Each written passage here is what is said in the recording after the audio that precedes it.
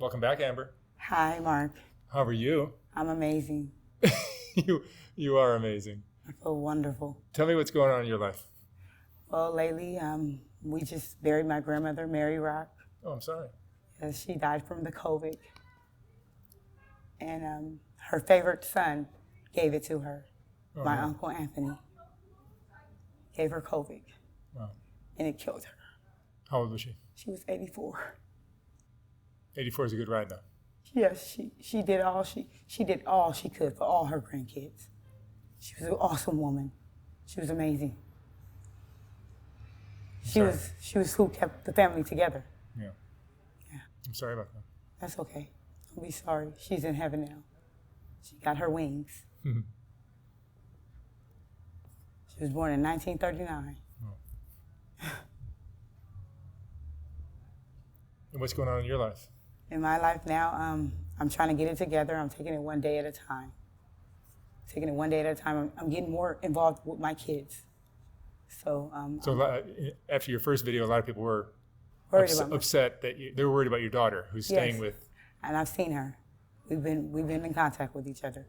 Now, what happened was nothing's happening with her father. You know, he's taking good care of her. But however, he needs to keep her around her family more. I would love him to put her with her family more. You understand me? She hasn't been touched by him, but she has been touched. She was raped. So I thought she was sexually active, and I went to her immediately to find out what was going on. How old is she? She's 14. 14. Yes. So who got at her? One of her friends, she went to spend the night at a friend's house, and the friend's older brother did it. And she stays in Malibu? She stays in Malibu. So this happened in Malibu? No, this happened at one of her friend's house. Which is where? I don't know. I don't know which friend it was or where they live, but I know that it happened. Mm. And my thing was, I wanted to educate her about sex since she's had it. As a parent, that's what I'm supposed to do, and that's what I did do. Nobody's perfect. She's not perfect, and I'm not perfect. So we strive to be.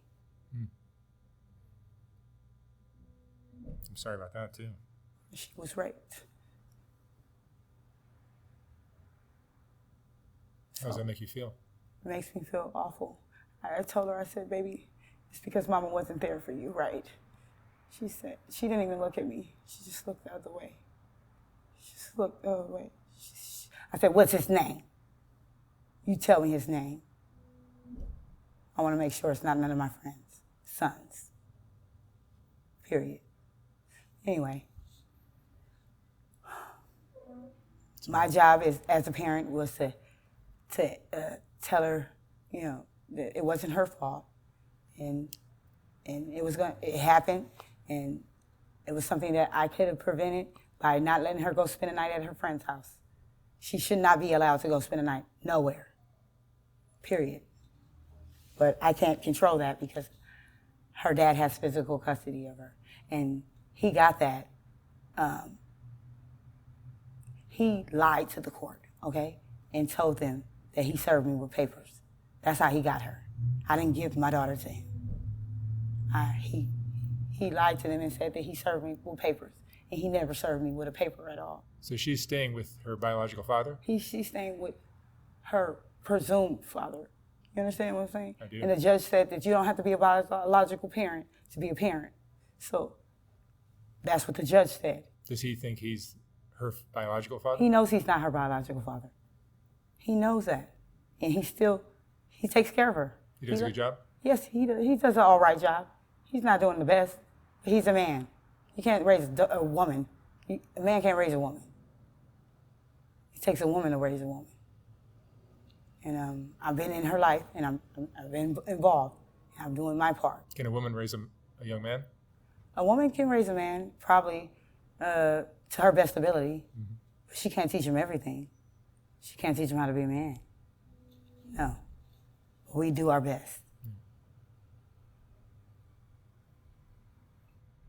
Tell me about the casitas. Oh, the casitas. You still going back? I've been going there, but I've been trying to stay off lay off the.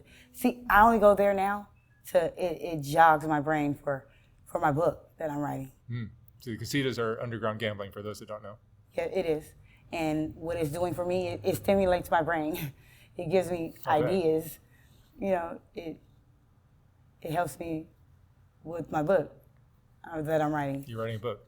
Yes. About your life? About my life. So I'm not the best at writing it, so I'm going to need some help from someone. But it's probably therapeutic as well. It is very therapeutic for me. The casitas was therapeutic. I bet they are. They were. They were there for me when no one else was. Tell me what the benefits of going to an underground gambling spot are.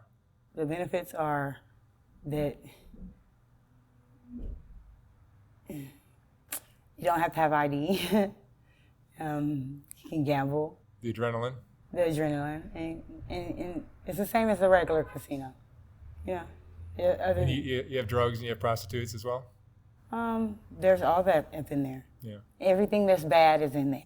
That's what I'm saying. Everything that's bad is in there. But you need a little bad in your life. Sometimes you need a little to mix the bad with the good to balance things out. Yeah. Yeah. I buy that. That's how I stay balanced. Yeah. That's funny. I think you're right. You can't be goody two-shoes all the time. Oh, not all the time. No one's perfect. Okay, not even me. I'm trying to be the best me that I can be. Okay? My first interview, I said a lot about my mother and how she was controlling. But although she was controlling, she raised some damn good kids. Okay? My sister has 2 businesses. And she was like the child, you know, she had learning disabilities and stuff. So we can all overcome our obstacles. Any obstacle, anything, you can overcome it. And I'm not saying I'm clean and I'm off the drugs, but I'm saying I know how to deal with it. It's helping me deal with a lot of things. I've had a lot of things happen to me in my life, a lot of tragedies that I have dealt with. My sister being killed in front of me, that was one of them. You know, I had to deal with that. I had to forgive myself for that happening. And I came to grips that it wasn't my fault. And I couldn't have known that he was going to do that. You know what I'm saying? What he did that day to me, which was kill my sister in broad daylight on Western in Slauson. He came out there to kill me, and she died for me. And I love her forever for that. I just got a recent tattoo with her name on there, Carrie. It's on my hand. How old was she? She was 30 years old when that happened. I'm just trying to be there for everybody that I can, and I'm trying to be there for me too. My niece, who's growing up without her mother now because of a senseless act of violence, domestic violence. You know what I'm saying? Took her mother away from here. And I'm just trying to help her grow into the woman that she's going to be, a good girl. She doesn't like anybody looking at her body. She doesn't like, you know, she's very well preserved. And she's going to be all right. Shout outs to Nevaeh. That's my baby. It's my niecey poo. I love her. And big ups to Coriana. That's my niece too. She's an entrepreneur. She's 18, and she has lashes. She has her own business. She makes lashes, eyelashes. My sister does amazing hair. She does hair probably better than anybody I know, because my mama told her that. Did you do your hair that we're looking at right now? You know what this is? It's a wig? This is a quick fix. You know, I like those quick fixes. Oh, wow. I like a quick fix. So this is one of them. You sisters and your wigs. Huh. You guys are amazing. Here we are. That looks like real hair. It does. It's beautiful. It's one thing I've learned how to do, which is fix myself up. I can clean up very well. Mm-hmm. You wouldn't know what was going on in the inside by looking at me on the outside. Is this the roughest patch of your life right now? This is the best yet to come. Like, you know, You're I hopeful. feel like I have so much more life ahead of me, and I have so much more to give, and I want to encourage people to just stay positive, and good will come to you, you know. And going back to we talked about my mother and her controlling ways. She was a controlling woman, but she didn't have no handbook on being a mother. She didn't have no instructions on being a mother. Nobody told her what to do with her kids. She kept us in church, and she did her best she could. She always did all she could for her kids. She was the best woman I know. And I didn't even know that I looked just like her too. She was so beautiful, and I didn't even realize it till she was already gone. She was already dead. I didn't even realize how much I looked like my mother. She was so awesome, though. She's the best mother I could ever ask for. And she didn't have no teenage pregnancies. We didn't have no bad times. Like all I remember is the good times that we all had. She raised some good kids. We all fall short of the glory. We all go astray, but it doesn't define who you are. People stereotype us every day. Prostitution. I'm just a pro at what I do. Come on now. It's not a bad thing.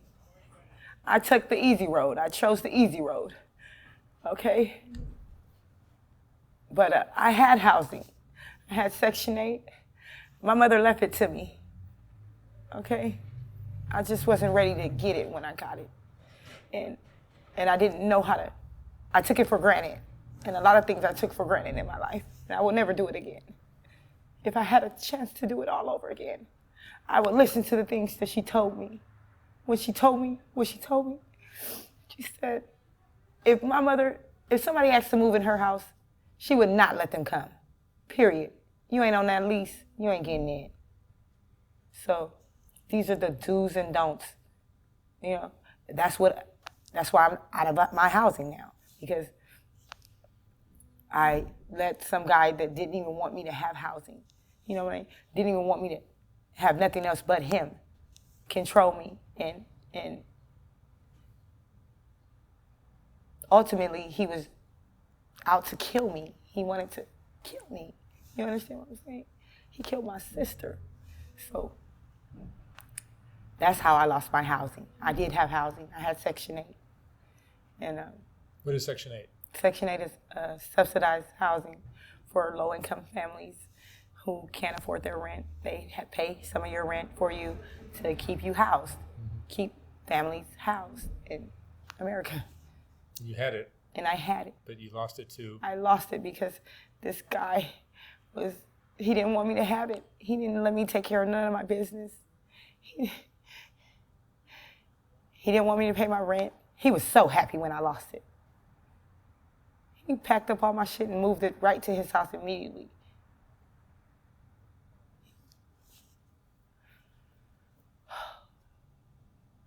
If I could do it all over again, the day he walked up to me and said, "Do you need help with your car?" I should have said, "No, I'm going to go to a mechanic. I don't want you working underneath my hood." The first time he hit me, if I would have left, I would still have my sister here today. If I never made an excuse for why he hit me, most battered women do. We make excuses for the reason why he hit me because I was doing it. It's no reason why a guy should hit you. The first time he hits you, you should leave. Period. Period. Period. I know so many women that I've interviewed that you've seen on my channel who, I'm laughing, but it's not a laughing matter, who just keep running back to the same guy who gives them. They make excuses for him. That's battered woman syndrome. Knocking their teeth out, black eyes. That's battered woman syndrome. Yeah. I made excuses for guys too, and I'll never make an excuse, never again. The first time a guy hits me, he has to go. You can say motherfucker. He has to go. He just has to go. The first time that motherfucker. Seriously, he has to go. Nobody should have to be hit for anything. If I can't hit you for everything you say to me, then you shouldn't be able to hit me. Shouldn't be nothing that makes a person put their hands on you. Agreed. You can hit a motherfucker with your words. You can cut them with your tongue is your sword. Okay? It's your sword. That's the lethalest weapon that you have, is your tongue. You can hurt a motherfucker with your tongue, baby.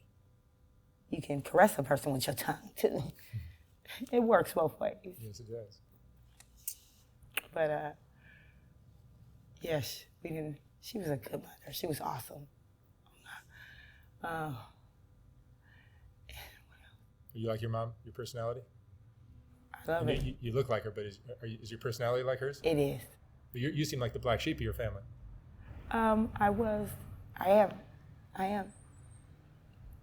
And I made myself the black sheep because I don't have to be the black sheep. Everybody loves me. They all love me. They all want me to be there.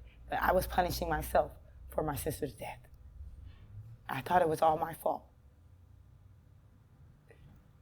And I've been living with that for the past 2 years. That's what's kept me away from everybody. I stayed away from everyone because of that. That was my punishment for her dying. And your boyfriend who shot her is where? He's in jail. He's doing 32 years for killing my sister and trying to kill me. I had to get justice for her, and I did it. I didn't want to. It wasn't that I didn't want to. It was just that I felt like it was all my fault. So I procrastinated, but God wouldn't let it happen. God wanted me to do what I did, and I wanted it too, because I know my sister would do the same for me. What were the details? Why was he trying to shoot you? He was trying to shoot me because I wouldn't go home. Senseless. It was just, you can't make someone do something that they don't want to do. I told him, I said, if I come home on my own, it'll be better. Just let me come on my own. And he wanted to force me. And he came out there with a gun to force me. He came to kill me. I'm a victim of domestic violence. My sister was a victim of domestic violence. I tragically lost her because of domestic violence. She was my wing girl. She was my everything. She was my everything. But she couldn't have been God is my everything. You know, I just, in the second that he pointed that gun at me that day, after he shot my sister and he pointed the gun at me, I said, I begged for my life, you know, when I should have been doing what my mother said. My mother said, when you don't know what to do, call on the Lord. And I should have been calling on God, begging God for my life. But I was begging this human that couldn't even do, he didn't care what I was going to say that day. He was going to kill me. I begged him. I said, please, Tyrone, you don't have to do this. Please don't do this. And he said, bitch, the next one is for you. And when he pointed that gun at me, I looked down at my sister. And she said, go get help. And I forgot everything that he was doing. And I ran past him. And I ran in the middle of the street to go get help for my sister. You know, so that changed my whole life. That's why I became addicted to the streets. Okay? That was my punishment for my sister's death that I felt responsible for. I knew it was all my fault, but it wasn't, because I couldn't have controlled anything that happened that day. God allowed that to happen. Because I was shot in the same spot she was shot at. Same spot. Yeah, you were shot in the stomach. I got shot. That's where my sister was shot at. And God allowed me to live. And he allowed her to die. You know, you got to be careful what you ask God for.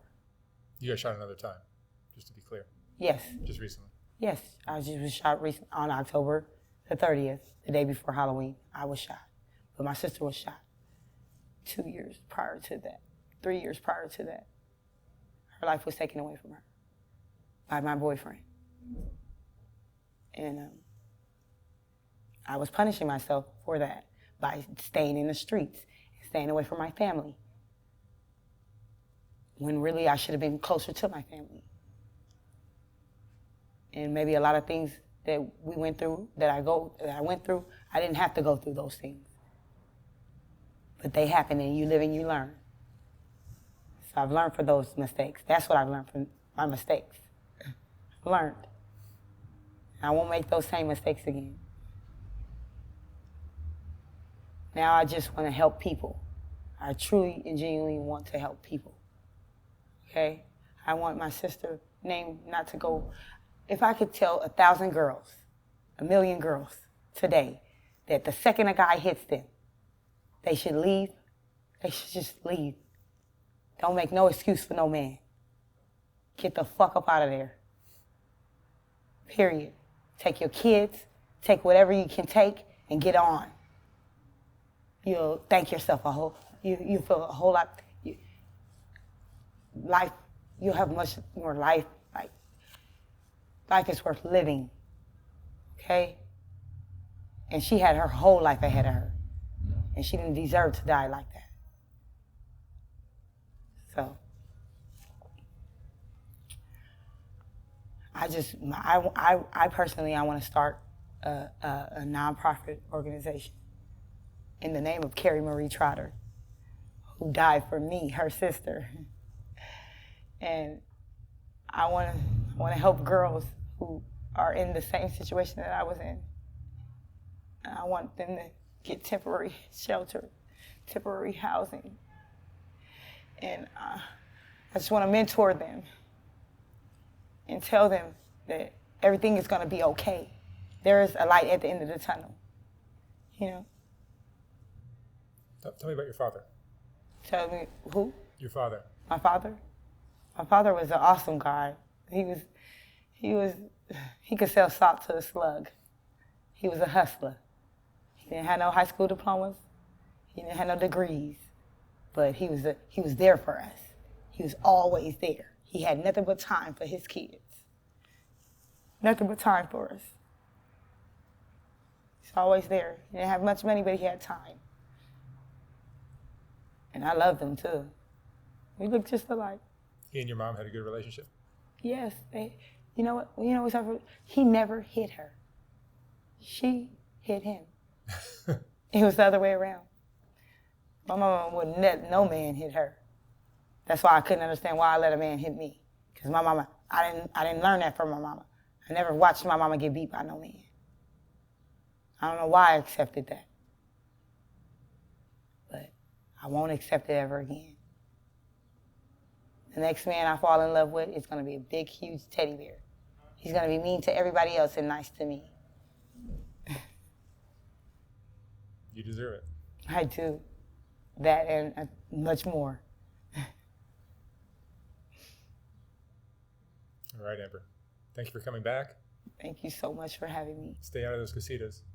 I'll stay in them because I like drama. You like drama? I like drama. That's the place to find it. So what? Kill me because I like drama. Hey, you like what you like. So we need a little drama. Everybody needs drama. Come on now. It makes you... I like bullshit. Just don't bullshit me.